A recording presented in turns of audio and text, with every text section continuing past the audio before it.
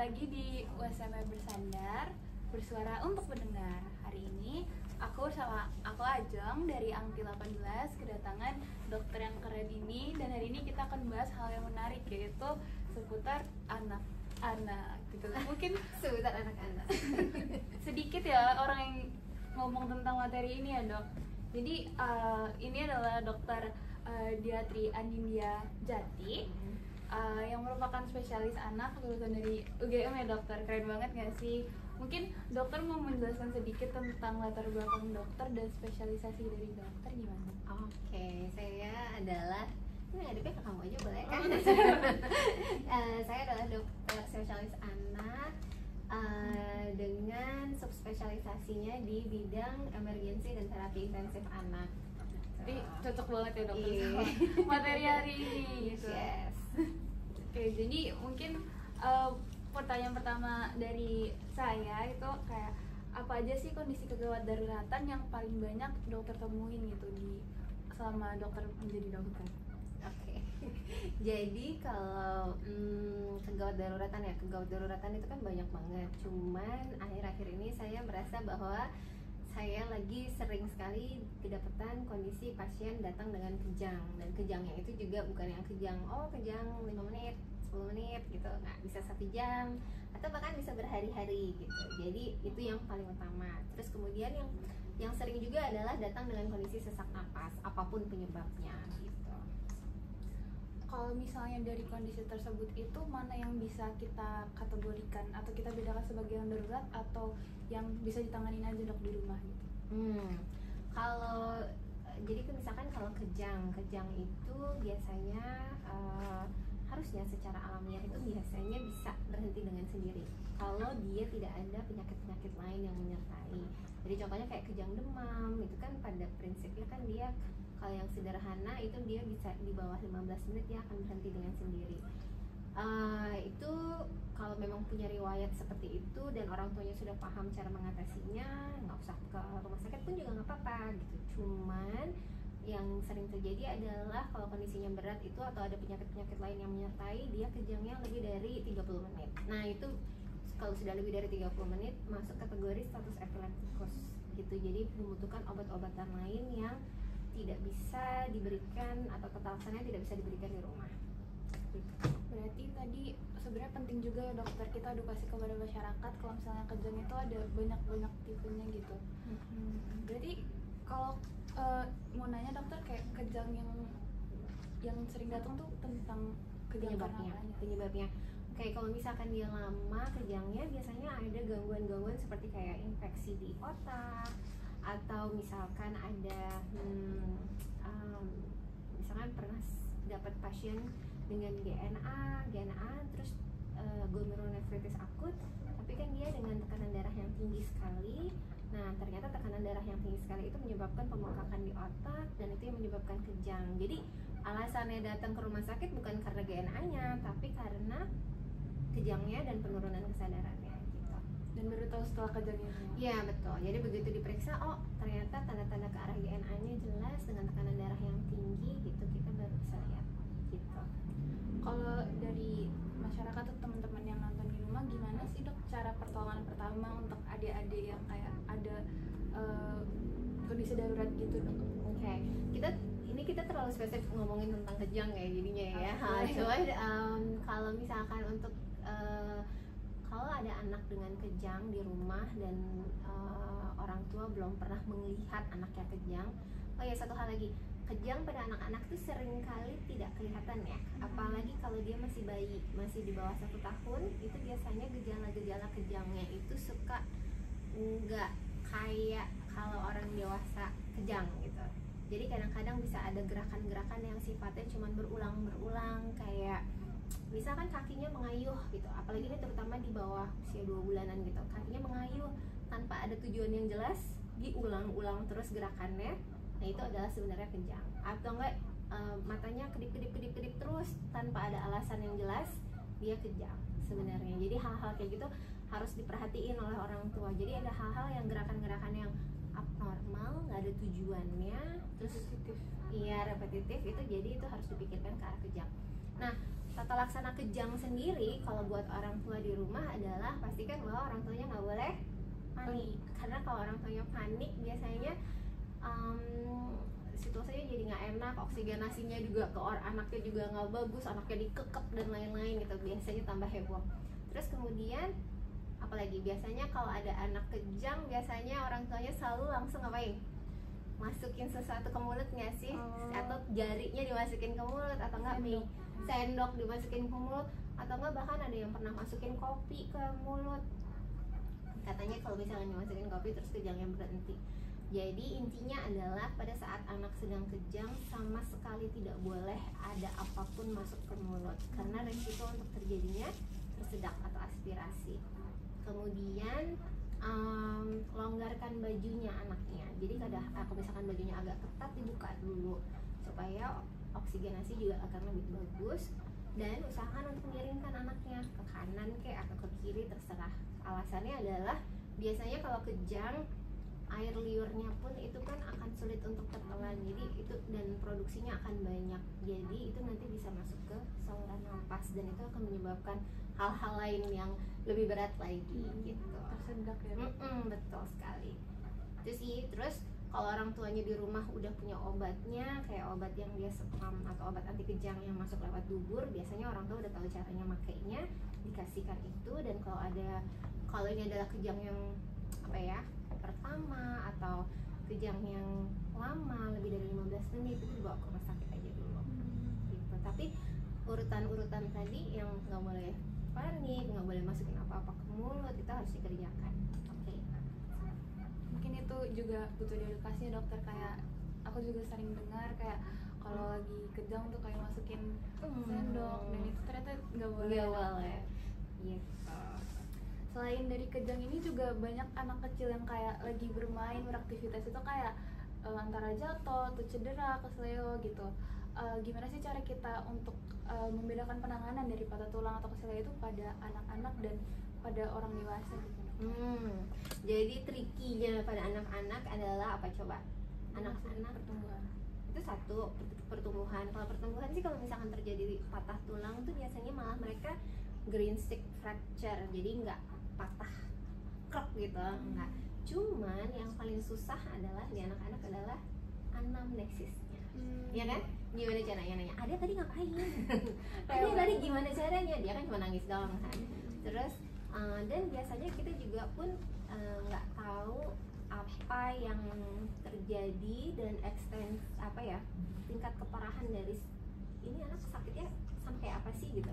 Jadi kalau misalnya kita ragu, ini anak sebenarnya kesleo kah atau patah kah gitu, kita mendingan bawa ke rumah sakit karena seringkali nggak kelihatan gitu. Dan yang jelas adalah apapun itu tidak boleh dipijat. Oke. Trauma itu sama sekali nggak boleh dipijat gitu. Jadi yang seringkali susah atau membuat kita salah penanganan adalah ketika anak tuh gampang banget dialihin perhatiannya soalnya. Misalkan dia nangis nih, oh adik kenapa, terus misalkan ada ditontonin film gitu, nanti dia nonton filmnya padahal sebenarnya sakit banget gitu, ternyata dia patah, tapi orang tuanya berpikir oh, dia masih bisa nonton film, berarti nggak apa-apa dong. Nah tapi ternyata ada sesuatu, distracted gitu. Jadi yang susah pada anak-anak adalah anamnesisnya tentang bagaimana kejadian traumanya, sama yang kedua adalah segitu beratnya tuh kita nggak tahu. Gitu. Kalau kita nggak ada bukti-bukti objektif. Berarti tadi juga bisa dibantu dengan dikasih distraksi dokter untuk penanganannya. Gampang banget loh ngalihin perhatian anak-anak itu, segitu gampangnya. Kalau misalnya anak-anak juga banyak yang alergi ya dok, kayak misalnya kayak musim alergi gitu dibilangnya. Itu biasanya kalau kita sebagai orang yang awam gitu, gimana sih dok cara menangani alerginya gitu? Alergi di sini apakah dimaksud dengan alergi yang sampai menyebabkan gangguan nafas atau yang sampai terjadi gawat darurat, atau alergi biasa? Yang biasa dokter. Kalau yang saya, ya kan tergantung ya. Kalau misalnya saya kan ngeliatnya kan di UGD, jadi saya masih dapatnya yang jelek-jelek gitu. Kalau saya dapatnya yang alergi itu bisa menyebabkan kondisi berat sekali, yaitu anafilaksis ya. Anafilaksis itu gejalanya adalah dia bisa sampai mengalami pelebaran pembuluh darah atau yang namanya shock. Nah, kalau seperti itu berarti sirkulasi di dalam tubuhnya dia nggak bagus, sehingga biasanya dia anaknya pingsan atau penurunan kesadaran. Nah, pada saat kondisi seperti itu, kita tata laksananya biasanya kita harus segera langsung masukin obat namanya epinefrin. Selain tadi pingsan, itu adalah gangguan pernapasan, jadi pembengkakan saluran napas bagian atas. Biasanya ditandai dengan matanya bengkak banget, terus udah gitu bibirnya jontor, terus udah gitu napasnya udah mulai bunyi, mulai ada mengi atau seridornya. Nah, itu udah tanda-tanda dia memang lagi mengalami anafilaksis gitu. Kalau itu udah pernah terjadi sebelumnya, biasanya orang tuanya udah punya obatnya di rumah. Tapi kalau belum, segera dibawa ke klinik atau UGD terdekat supaya bisa disuntik yang namanya epinefrin gitu. Kalau dari saya sih kegawat daruratannya itu. Mungkin kalau misalnya ya balik lagi harus tahu anaknya tuh alergi apa. Agak susah sih, kadang-kadang orang tua juga nggak tahu. Misalkan pernah tuh saya dapat pasien lagi sakit apa ya, dia sakit apa yang nggak ada hubungannya sama itu, sama neneknya dikasih ramuan jamu plus madu plus apa gitu kan, kita nggak tahu ya ini yang mana yang bikin alergi, nggak tahu. Tapi datang dengan kondisi nadi nggak keraba, bengkak di mana-mana. Oke, tapi begitu masuk ke epinefrin, terus kita masuk ada beberapa obat anti alergi berikutnya, baik-baik aja di situ. Gitu. Jadi apakah butuh anak-anak tuh kayak dari kecil tuh dites dulu dokter alerginya apa biar kedepannya? Jadi kalau kita bicara tentang alergi kita agak-agak susah. Jadi kan ada kan memangnya tes alergi yang mengetahui ini alergi ini A B C D E F G. Nah, kenyataannya adalah kalau tidak ada manifestasi klinisnya, jadi gimana menjelaskan ya, fenotip sama genotip itu bisa nggak berhubungan. Fenotip itu adalah manifestasi klinisnya, genotip itu adalah bawaannya dia di dalam tubuhnya dia. Jadi kalau misalkan hasilnya pun positif, belum tentu dia alergi atau belum tentu dia akan manifestasi alerginya. Kalau kita semua anak kita periksain anti alergi gitu, periksain tes alergi gitu, terus semuanya hasilnya banyak gitu. Terus nanti orang tuanya nanya, dok saya makan apa anaknya? Bingung nggak? Iya. Yang ada jadi nanti jatuhnya malnutrisi anaknya. Tapi intinya adalah kapan sih kita melakukan pemeriksaan tes alergi itu kalau sudah ada tanda-tanda gejala. Misalkan anaknya habis anafilaksis, terus kita bingung, ini kan kita pengennya nggak akan terjadi lagi ya, berarti kan kita harus tahu pinpoint sebenarnya apa sih yang bikin alergi. Nah, itu kita periksa boleh. Tapi kalau misalkan kayak secara screening gitu, yang ada nanti orang tuanya bingung anaknya mau dikasih makan apa, padahal belum tentu akan manifestasi alerginya gitu. Oke. Baik, mungkin apa lagi ya, ada anak-anak tuh banyak yang datang dengan asma nggak sih dok? Banyak banget, apalagi kalau lagi kayak musim hujan kayak sekarang ya. Cuacanya lagi nggak oke, jadi sering banget reaksi alerginya muncul. Jadi asma juga sebagai reaksi kayak alergi juga ya dok? Betul. Kalau misalnya si anak ini asma gitu, dari masyarakat tuh kayak orang tuanya tuh bisa ngapain sih dok? Bisa, jadi pertama harus dikenali dulu tanda-tandanya. Kalau asma itu nggak harus, asma itu pokoknya ditandai dengan sesak napas dan juga ada suara mengi, ada bunyi nik-niknya gitu pada saat dia lagi napas. Nah, yang bisa dilakukan adalah kalau misalkan emang orang tuanya punya obatnya, kita obat inhalasi. Jadi first line-nya itu adalah penanganannya adalah memberikan obat inhalasi dengan menggunakan beta 2 agonis atau salbutamol lah gampangannya gitu. Kalau asma itu biasanya emang dari kecil atau ada yang udah besar baru kelihatan dok? Jadi asma itu adalah bagian dari salah satu manifestasi alergi. Nah, sedangkan reaksi alergi itu bisa macam-macam kan, ada dermatitis atopi, ada rinitis alergika, ada apa lagi ya, asma, ada macam-macam, ada urtikaria dan lain-lain. Nah, munculnya reaksi atau manifestasi alergi tersebut bisa beda-beda. Jadi misalkan pas lagi usia bayi dia munculnya dermatitis atopi yang ada di pipi, terus nanti agak gedean dikit nanti dermatitisnya berubah di lengannya di bagian dalam, terus nanti agak gedean dikit dia pindah ke lengan yang bagian ekstensor, terus nanti agak gedean lagi nanti dia bisa rinitis alergika, gedean lagi nanti dia bisa asma gitu. Jadi yang kuncinya adalah bukan manifestasi alerginya, tetapi biasanya sifat alerginya atau sifat atopinya biasanya udah muncul dari awal dari bayi. Tapi reaksi asmanya sendiri bisa muncul kapan aja. Kalau alergi itu katanya bisa hilang, bisa ada dok, tergantung imun, itu apakah benar dokter? Tiba-tiba kita lagi membahas tentang tiba-tiba tentang alergi. Oke, nggak apa-apa. Kalau ditanya apakah bisa alergi itu bisa sembuh gitu, hilang total dari tubuh kita, sebenarnya kan itu kan terkait sama genetically gitu kan ya, genetisnya kita gimana, terus kemudian antibodi yang ada di dalam tubuh kita gimana.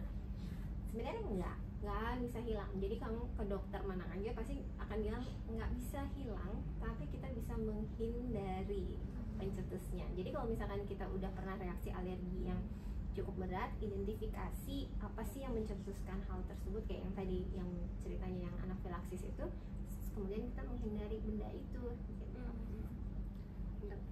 Oke, sekarang izin tanya dok, tadi kan udah banyak banget kayak penyakit yang mungkin bisa terjadi di adik atau anak. Nah itu dari kita tuh bisa melakukan persiapan alat P3K apa aja sih dok yang wajib gitu? Ini tadi aku juga kayak baca itu tuh, baca pertanyaan agak sulit. Tergantung, betul sekali. Jadi kembali lagi ke riwayat penyakit anaknya itu. Kalau kita udah tahu, oh riwayat anak ini, atau bahkan kalau kejang demam deh, kan nggak harus anaknya sendiri yang kejang demam. Misalkan ada riwayat keluarga yang juga kejang demam, misalkan kakaknya atau ayah ibunya juga kejang demam, sediain aja si obat-obatannya untuk kejang demam tersebut gitu. Jadi tergantung sekali sama jenis atau riwayat penyakitnya si anak itu. Tapi kalau secara keseluruhan ya perlu banget lah obat, mau ngomong obat merah nggak bisa ya, bukan obat merah tadi, tapi itu nanti merah. Jadi hal-hal kayak gitu mah secara general mah ada, nggak apa-apa. Cuman ya itu kalau misalkan punya asma, kenapa enggak di rumah punya obat sama alat inhalasinya gitu. Nanti balik lagi kita harus peka terhadap riwayat anaknya gitu. Mungkin kalau misalnya dari orang tua tadi udah, kalau misalnya dari anak nih dok, kalau misalnya tadi dia sebenarnya asma atau dia gampang kejang, itu dari anaknya kita harus edukasi apa sih dok, kan bingung juga gitu. Jadi kalau memang kita ada resiko terjadinya kegawat daruratan berulang pada anak tersebut, yang paling pertama adalah harus ajarkan anak untuk mengetahui atau mengenali kegawatannya. Jadi ada misalkan contoh nih ya, ada pasien dengan diabetes mellitus. Nah dia udah bolak-balik sering masuk ke UGD dengan ketoasidosis diabetikum. Kita harus ngajarin ke anaknya tanda-tandanya apa sih, misalkan kamu lemes banget gitu, itu harus kita ajarin tanda-tanda menuju ke arah kegawat daruratannya itu. Terus kemudian ajarkan juga bagaimana caranya untuk mengatasi kegawat daruratannya itu secara mandiri atau bisa minta tolong sama orang lain. Contohnya kalau yang kayak tadi yang Kak Ade tadi, cek gula darah untuk memastikan, ya kan? Kalau memang gula darahnya terlalu tinggi, ya kita udah tahu, oh itu nggak bisa diatasin di rumah, berarti dibawa ke rumah sakit gitu. Nah, tentu saja ini untuk ngajarinnya untuk anak-anak yang udah agak gede ya. Kalau untuk anak-anak yang kecil agak susah sih, edukasinya ke pengasuhnya. Itu penting pengasuhnya ya. Pengasuhnya harus tahu bagaimana mendeteksi kegawat daruratan itu secara dini, karena bagaimanapun juga yang nyelamatin itu adalah identifikasi secara dini tersebut. Kalau kita terlambat ya itu nggak akan mudah untuk teratasi. Berarti anak kecil juga harus dijelasin ya dok tentang apa sih dia tuh lagi kenapa gitu. Mungkin kan kadang-kadang orang tuanya tuh kayak ya udah gitu, anaknya nggak ngerti maksudnya, tapi sebenarnya harus dikasih tahu juga gitu ya. Dari tadi kan kayak dengar-dengar dokter kayak banyak banget cerita ya dok, pengalaman personal atau cerita yang menarik gitu dokter, yang mungkin mau kayak mau ceritain ke teman-teman, ada nggak sih dok? Nah, jadi kan tadi kan jadi yang tadi kayak saya pernah saya tadi menyinggung tentang gampang banget loh ngalihin perhatian anak, sehingga kita agak-agak kesulitan ngetahuin anak ini sakitnya seberapa sakitnya sih gitu. Salah satu yang bisa kita lakukan pada saat anak lagi sakit atau mengalami kedaruratan itu, kita bisa alihkan perhatiannya. Sebagai contoh, jadi kayak ada pasien, misalkan pasiennya mau dilakukan tindakannya agak susah kan, jadi misalkan pemasangan kayak infus vena dalam gitu. Itu kan ada prosedur tertentu, kayak prosedur yang agak-agak kayak semi operasi kecil lah gitu kan. Itu untuk anak kecil kan itu sebenarnya menakutkan. Kalau anaknya tidak memiliki akses vena yang lainnya, kita agak kesulitan mau ngasih obat tidur kan buat anaknya. Walaupun kita bisa kasih obat di paha lah, di mana, tapi seringkali agak kesulitan untuk anaknya sampai benar-benar tidur. Sehingga apa yang kita lakukan, untung waktu itu kita berbanyak orang, jadi satu tim gitu ngerjain bareng. Kita ajak dia nyanyi, kita ajak dia nonton film di YouTube. Terus udah gitu sambil diajakin ngobrol, diajakin nyanyi, diajakin macam-macam, akhirnya kita bisa pasang dengan baik dan benar. Jadi segitunya, padahal itu sebenarnya prosedur yang sangat menyakitkan gitu. Walaupun kita udah usahain sedemikian rupa anaknya supaya tidur, anaknya nggak tidur. Jadi mau nggak mau ya udah caranya kayak gitu. Waktu itu ada anak yang lebih besar lagi, sambil diajakin ngobrol, kamu udah punya pacar belum? Jadi ada yang tugasnya mengalihkan perhatian, yang tugasnya ngerjain sendiri gitu. Capek juga ya sebenarnya dokter ya kalau nanganin anak kecil ya. Yang ngalihin perhatiannya itu gitu. Tapi lucu karena mereka tuh kayak nggak ngeh kalau mereka sedang sakit. Gitu. Ternyata bedanya itu dengan jadi dokter umum gitu ya. Kalau berarti dokter kayak udah pernah ketemu banyak banget jenis orang atau masyarakat gitu. Jadi ada nggak sih dok kayak pelajaran berharga yang dapat dikasih ke teman-teman kedokteran gitu dan masyarakat tentang kayak kegawat daruratan anak ini? Pelajaran berharganya yang saya dapetin itu tadi yang tadi sudah di highlight, bahwa kegawat daruratan tuh harus dikenali secara dini. Dan kalau misalkan itu adalah sesuatu hal yang masih bisa kita atasin dulu di rumah, jangan ragu untuk atasin itu. Contohnya misalkan, jadi ada beberapa kali pernah dapat pasien dengan tenggelam. Jadi outcome-nya anak yang sudah dilakukan CPR atau RJP di onsite sama anak yang sama sekali tidak dilakukan itu bedanya luar biasa. Jadi itu benar-benar kepengennya tuh kedepannya adalah masyarakat semakin tahu apa yang harus dilakukan kalau terjadi kegawat daruratan, ya tahu caranya bantuan hidup dasar anak, sehingga bila memang benar terjadi kegawat daruratan tersebut bisa dilakukan penanganan sedini mungkin sambil nunggu jalan ke rumah sakit. Kalau kita bawa aja gitu, udah bawa aja ke rumah sakit, seakan-akan kayak rumah sakit magic house ya sih gitu kan, magic shop gitu, masuk aja terus langsung cling, baik-baik aja langsung sehat. Kalau dalam waktu 1 jam perjalanannya itu nggak dilakukan apa-apa, outcome-nya jelek sekali gitu. Jadi mungkin dari tahun-tahun kedokteran sama kayak saya mungkin bisa kayak lakukan banyak edukasi ke masyarakat ya dokter. Oke, mungkin banyak banget tadi yang kita bahas tadi seputar dengan kegawat daruratan anak. Mungkin dari teman-teman ada yang mau bertanya tentang kegawat daruratan anak? Silahkan. Izin bertanya dok. Gak apa-apa. Oke. Kan ini ya, pasti kalau misalkan anak tuh gak kontrol ke kita kan pasti di luar pengawasan dokternya. Nah itu tuh apa aja sih kayak pencegahan yang bisa edukasi sama orang tua yang dikasih tahu ke anak yang bisa dikasih tahu ke anaknya gitu, gimana caranya menghindari kegawat daruratan tersebut at least gitu. Apa aja kayak cara orang tua tuh mengedukasi anaknya gimana caranya menghindari kegawat daruratan tersebut, itu yang pertama. Terus yang kedua, kan kita nih sebagai organisasi kegawat daruratan medis ya, tim bantuan medis ya yang pertama. Nah itu tuh apa aja sih yang kita bisa lakuin kalau misalkan kita nemu korban, misal lagi sedang ada bencana terus ada korbannya anak. Nah itu kan pasti penanganannya beda sama orang dewasa. Nah itu apa aja yang kita bisa lakukan, apalagi sebagai mahasiswa tim bantuan medis gitu dok. Nah itu pun pertanyaannya. Oke. Pertama, bagaimana mengedukasi supaya anak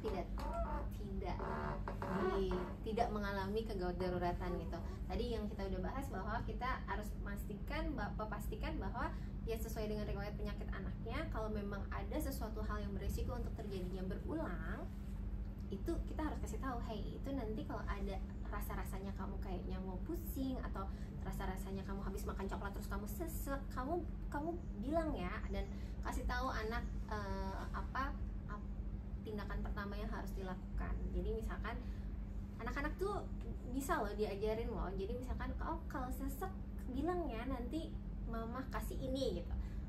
Lama-lama nanti dia yang mama minta itu gitu, minta uapnya gitu. Jadi mereka sudah bisa mengenali gejalanya sendiri. Itu sih sebenarnya. Tapi kalau misalkan ditanya untuk kegawat daruratan secara umum, nanti jangan ini ya nanti anaknya nggak bisa berkembang dengan baik dan benar kalau kita banyak bilang nggak boleh. Tapi kita kembalikan lagi ke riwayat penyakit anaknya sebelumnya gitu. Terus misalkan contohnya kayak misalkan epilepsi aja, kejang. Mereka tuh sebenarnya udah punya perasaan mau kejang loh biasanya. Kalau anaknya udah gede, mereka bisa mengkomunikasikan hal tersebut gitu. Jadi hal-hal seperti itu tuh bisa dikasih tahu anaknya. Itu yang satu, pertanyaan yang pertama. Oke. Yang pertanyaan kedua adalah jadi kan tadi kan kita bilang kan identifikasi kegawat daruratan itu penting, itu kuncinya. Dan setelah diidentifikasi diapain? Ditata laksanakan.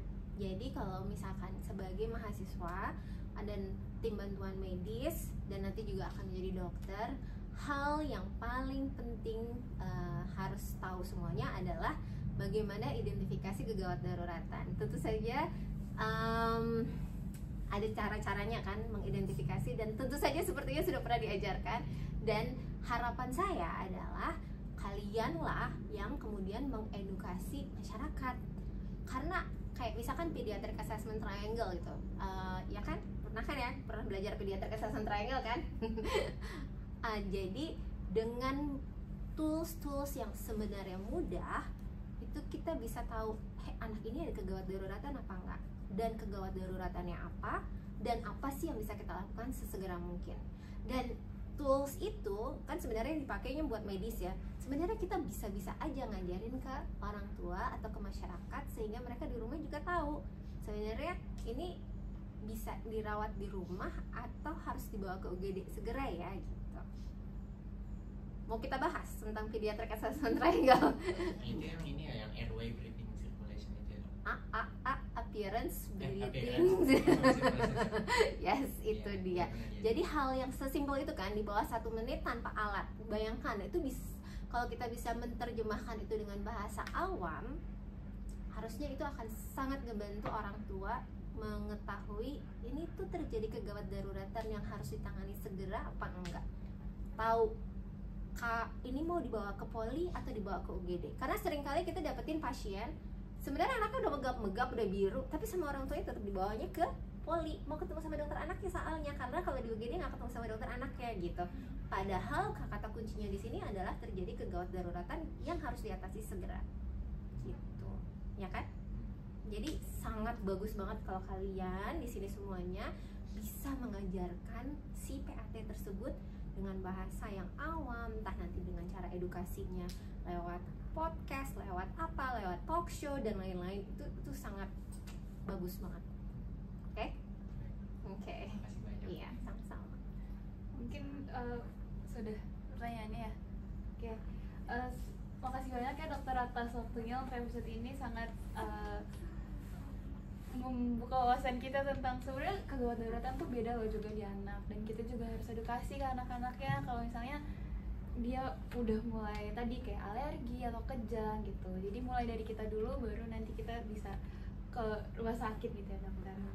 Oke, untuk teman-teman jangan lupa untuk nonton Usber episode selanjutnya. Sampai bertemu di Usber selanjutnya. Dadah.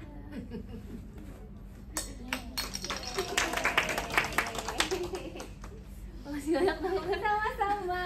Mungkin aku Kamu nggak mau hentikan dulu?